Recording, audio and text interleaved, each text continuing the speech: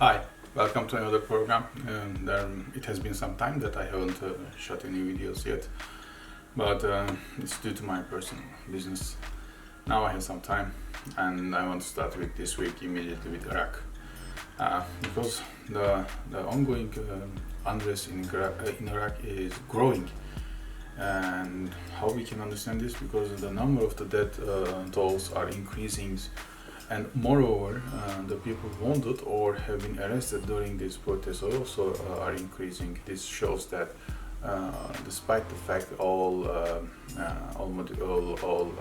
measurements taken by the government is not working properly, and the measurements what I imply by is assistance by the government to the youth, especially to those who are involved in the protests, so that they will be laid back.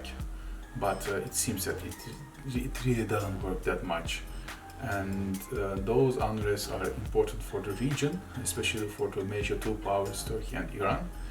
And I want to talk about what's going on in Iraq and in relation how Iran is now affected by this or might be affected by this, and what will be Turkey's position in future or as of today, and what it might how it might impact to Turkey's position in future. So let's start. Iraq and Iran and what's going on in the region.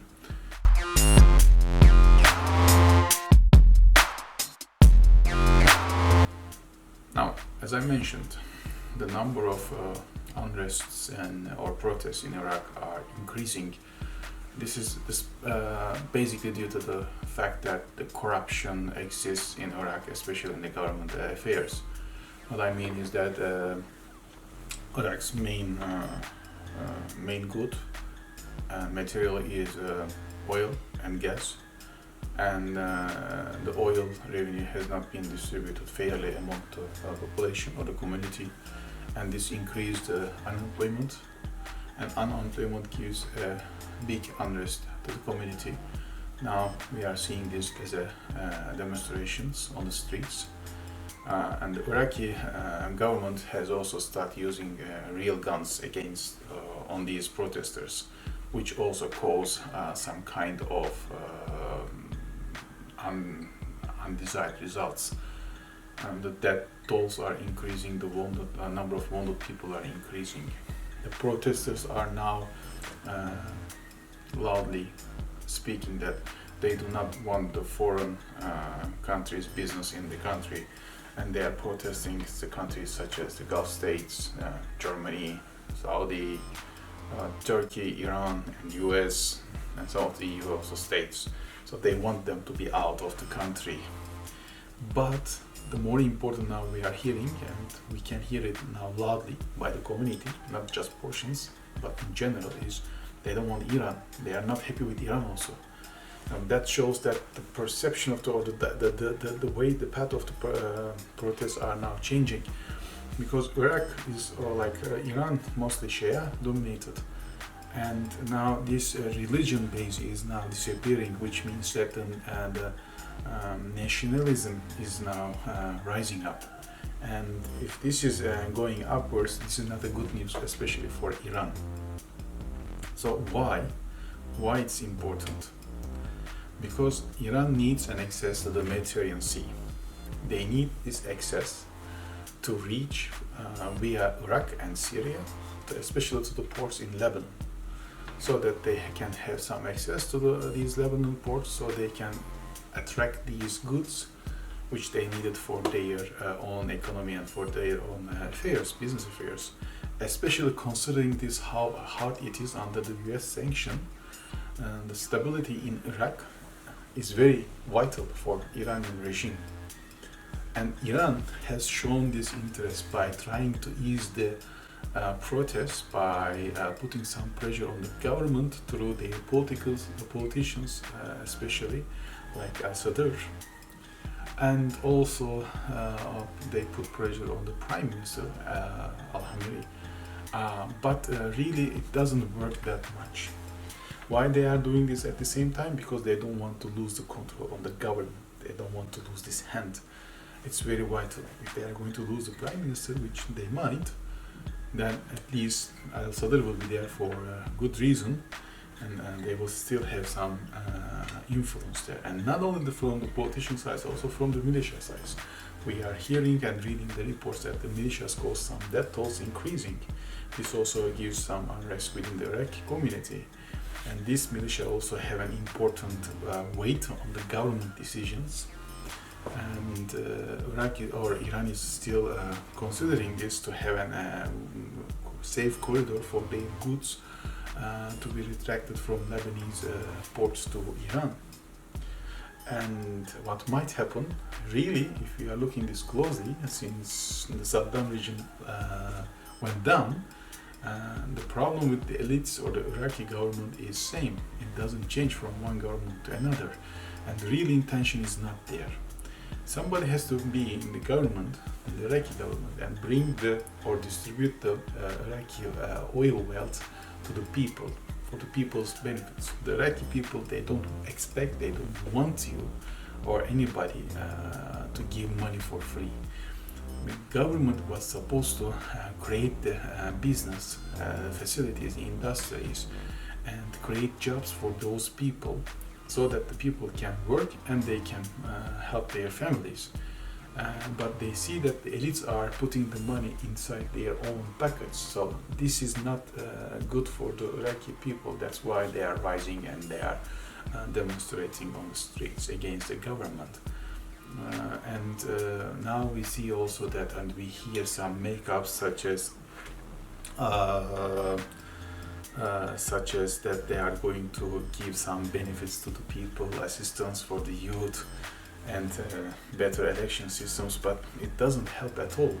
The people want the revenue to be distributed fairly within the community, and this is not taking place. That's why we do not expect this to be lost in short term. So what might happen? Now, once the central government is losing their power, their authority within the country, usually it starts within the farthest points, and it just withdraws to the center. So at first, the farthest points are where the borders are, and then if they are going to lose the control of the borders, in meaning the illicit business might arise, the terrorist groups might use this against the country or the countries, then it will also create some problems with their neighborhoods. And in that regard, Turkey I am under the impression that is really closely monitoring the situation in Iraq, because Turkey doesn't want the PKK and YPG terror groups to be again located in the northern Iraq, so they can impose a threat to Turkey and Turkey's interests in the mainland, in motherland. In order to avoid this, I am sure that Turkey is going to take all these measurements to help the Iraqi government. But the Iraqi government is not showing this interest. They don't want to really make things better. They are always avoiding the real solutions to the problems. And that's why we do foresee that, we do project that these protests will go up, and Iraqi governments are going to have a loose control on the borders and on the far east or the farthest part of the country, which especially on the Turkish or the northern part of Iraq, the terrorist groups might arise again, and that's why we believe that it might also impose a threat to Turkey's security. That's why, like in northern Syria, what we have seen recently, in 3 to 5 years' time, unless Iraqi government really takes some real measurements to avoid corruption and all the related problems, avoid coming out of corruption, Turkey might consider to intervene again the northern Iraq in order to secure or create a secure buffer zone. Why? Because if Iraq is going to go like that, if it's going to continue like this, the northern part of the country might be again under the control of the terrorists, especially the PKK and YPG, which is going to, I believe it is then going to create some threats to military, especially in the southern part of Turkey or northern part of Iraq, and that's going to cause damages to our interests. In order to avoid this, Turkey is going to take a step. I don't believe that we are going to wait for a long time like we had waited in Syria, not because because now Turkey knows the path. I mean, this is happening and this is going to happen, so this is something like a copy paste. What happened in northern Syria is or might happen in northern Iraq. So now we have we have had our experience on the northern Syria, and something will happen like this. I'm sure that Turkey will react sooner. So that might then somehow cause some disruption between Turkey, EU, US, and Iran especially, and also even Russia. But because of the security measurements or the security necessities, Turkey will avoid all these concerns and will do what is necessary, unless the Iraqi government takes a real measurement to avoid corruption, which causes all the problems in the country.